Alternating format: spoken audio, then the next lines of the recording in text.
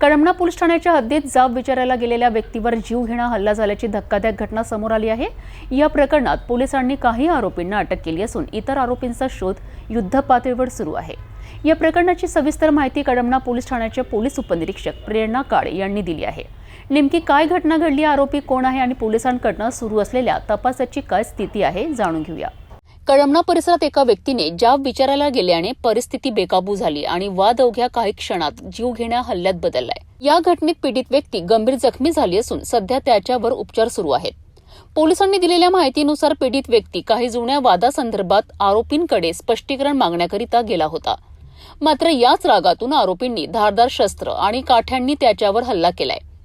या परिसरात या घटनेमुळे एकच खळबळ उडाली आहे। या प्रकरणाची गंभीर दखल घेत कळमना पोलीस तात्काळ घटनास्थळी दाखल झालेत।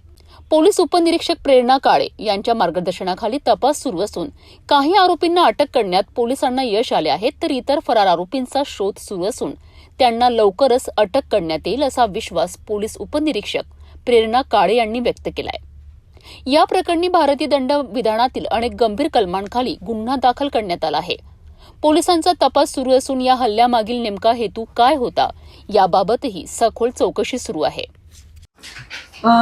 पोलीस स्टेशन कळमना हद्दीमध्ये एक त्याच्यामध्ये यातील फिर्यादी आणि जो जखमी आहे ते आपला फूड कार्टचा ठेला लावतात वर्धमान नगर येथे।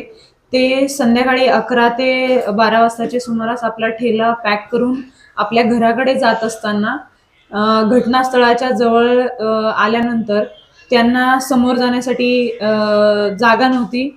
एक कार समोर उभी होती म्हणून ते त्याच जागी थांबले। त्यानंतर समोरून दगड फेकला गेला जो की फिर्यादी यांच्या ई रिक्षाला लागून त्यांच्या रिक्षाचा काच फुटला।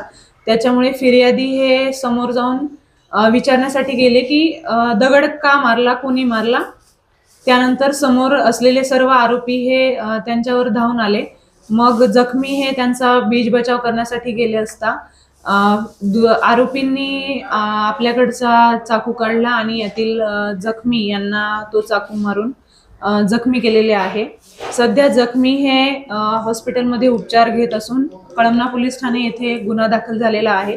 गुन्ह्याचा तपास सुरू असून यामध्ये आरोपी अटक करण्यात आलेले आहेत। नमूद आरोपींकडून गुन्ह्याची सखोल चौकशी चालू आहे। आरोपी हे आता पोलीस कस्टडीत आहेत। काही पाहिजे आरोपी हे पोलीस शोध घेत आहेत। या गुन्ह्यामध्ये एकूण 10 आरोपी आमच्या समोर आतापर्यंत नावे आलेली आहे। त्याच्यामध्ये एक विधी संघर्षग्रस्त बालक आहे आणि 4 आरोपी सध्या पोलिसांच्या ताब्यात आहेत। त्यामध्ये अक्षय येवले, सोहम राखे, अमन आणि अजून एक त्याचा साथीदार जो आहे कुणाल, असे 4 आरोपी सध्या पोलिसांच्या कस्टडीमध्ये आहेत।